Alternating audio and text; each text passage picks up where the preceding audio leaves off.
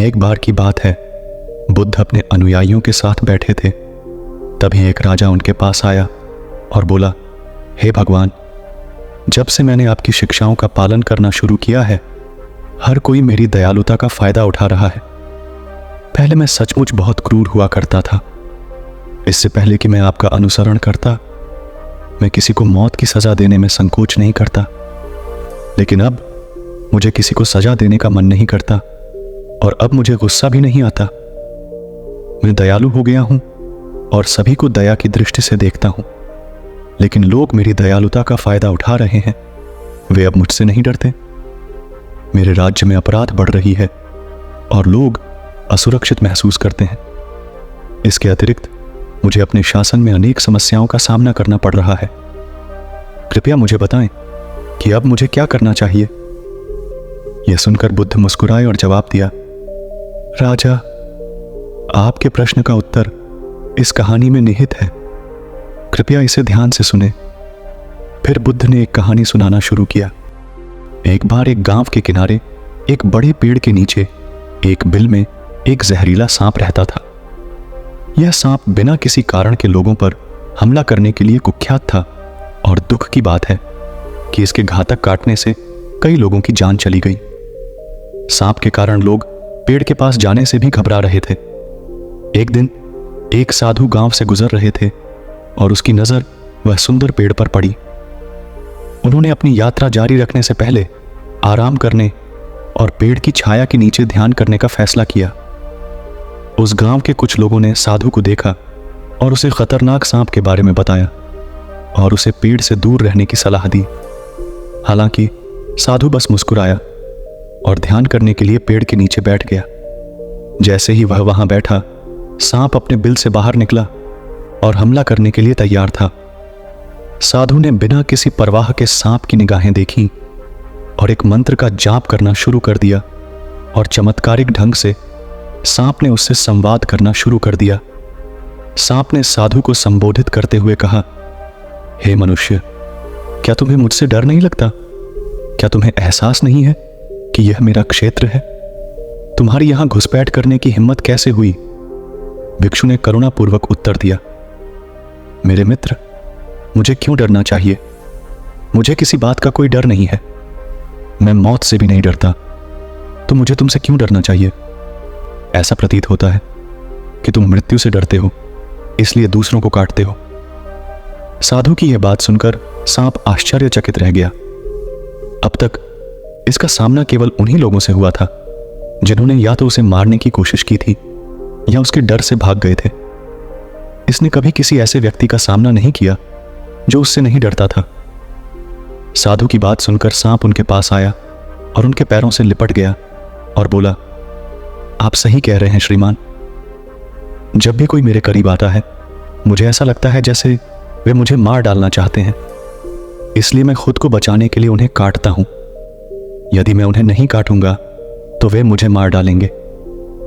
भिक्षु ने सिर हिलाया और कहा कि तुम सही हो, लेकिन मेरे दोस्त, एक बात याद रखना, जिंदगी एक दिन खत्म हो जाएगी।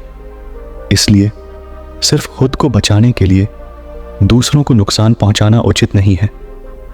मृत्यु के इस भय को दूर करें और इसके स्थान पर सभी के प्रति प्रेम रखें। इतना कहकर साधु वहां से चला गया। सांप भिक्षु की बुद्धिमत्ता से बहुत प्रभावित हुआ। उन्होंने उनकी बातों को दिल से लगा लिया। उसने लोगों को काटना बंद करने और अपना गुस्सा शांत करने का निर्णय लिया। लेकिन चीजें योजना के अनुसार नहीं हुई। जब लोगों ने देखा कि सांप ने किसी को काटना बंद कर दिया है, तो वे उससे उलझने लगे। जो लोग उससे डरते थे, वे अब बिना किसी डर के उसके पास आते, उसे चिढ़ाते, खरोंचते और चोट पहुंचाते। परिणाम स्वरूप सांप स्वयं को हर समय घायल और दुखी पाता था। वह वास्तव में परेशान था और अपने जीवन के सबसे कठिन समय से गुजर रहा था।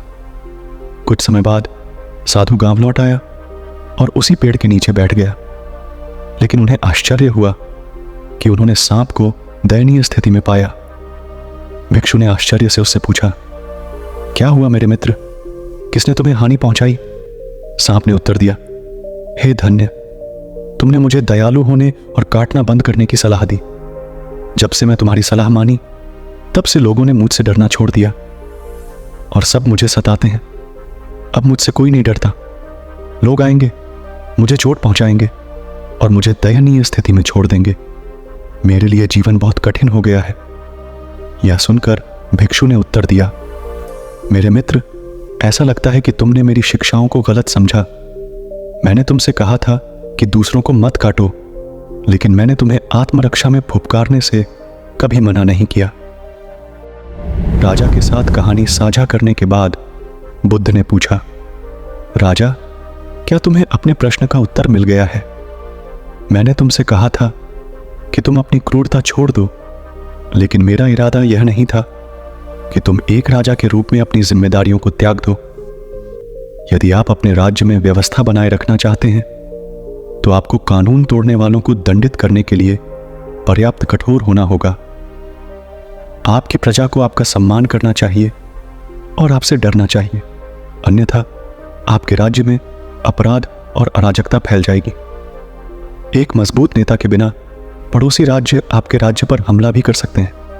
हर किसी को अनुशासन में रखने के लिए आपको बाहर से दृढ़ रहने की जरूरत है। न्याय लागू करके आप अपने राज्य के भीतर शांति और सुरक्षा सुनिश्चित करते हैं। इसलिए तुम्हें अंदर एक भिक्षु की करुणा के साथ और बाहर एक राजा के अधिकार के साथ शासन करना चाहिए। यदि हम अपने जीवन में देखें तो पाएंगे कि दयालुता एक अद्भुत गुण है, लेकिन अत्यधिक दयालु होने से हम अपना फायदा उठाने के प्रति संवेदनशील हो सकते हैं। जब हम लोगों के प्रति बहुत दयालु या अच्छे होते हैं तो वे हमारी दयालुता का उपयोग अपने फायदे के लिए कर सकते हैं और हमें ऐसा महसूस कराते हैं कि हमने उनका उपयोग किया है या हमारा फायदा उठाया है।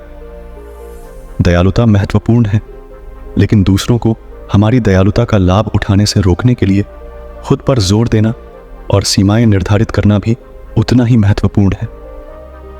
उदाहरण के लिए, यदि आप अपने कार्यालय में अत्यधिक दयालु हैं तो आपके सहकर्मी बार बार आपसे अपने काम में मदद करने के लिए कहकर आपकी दयालुता का फायदा उठा सकते हैं। हालांकि जब मदद करने की बारी उनकी आती है तो वे बहाने बनाना शुरू कर सकते हैं, क्योंकि उनका मानना है कि भले ही वे प्रतिक्रिया ना दें, फिर भी आप जरूरत पड़ने पर उनकी सहायता करेंगे। किसी रिश्ते में यदि एक साथी हमेशा क्षमाशील और मिलनसार है तो दूसरा साथी इस दयालुता का फायदा उठाना शुरू कर सकता है। वे अपनी जिम्मेदारियों की उपेक्षा करना शुरू कर सकते हैं और अपने साथी की उदारता को हल्के में लेना शुरू कर सकते हैं। वे उनसे अपेक्षा करना शुरू कर देते हैं कि वे हमेशा एक ही तरीके से प्रतिक्रिया किए बिना समझदार और क्षमाशील रहें। इसी तरह जब आप अत्यधिक दयालु होते हैं तो दूसरे आपकी दयालुता को कमजोरी समझ सकते हैं। इससे वे आपका अनादर कर सकते हैं और यहां तक कि आपके साथ दुर्व्यवहार भी कर सकते हैं, यह जानते हुए भी कि आप प्रतिक्रिया देने या अपने लिए खड़े होने की संभावना नहीं रखते हैं।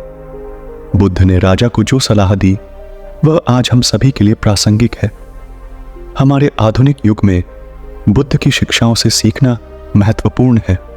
दयालुता का मतलब मूर्खता नहीं है, इसलिए शोषण को रोकने के लिए सीमाओं का प्रयोग करना और आवश्यकता पड़ने पर ना कहना आवश्यक है। दयालुता को शक्ति के साथ मिलाकर हम खुद को शोषण से बचाते हुए जीवन की चुनौतियों का प्रभावी ढंग से सामना कर सकते हैं।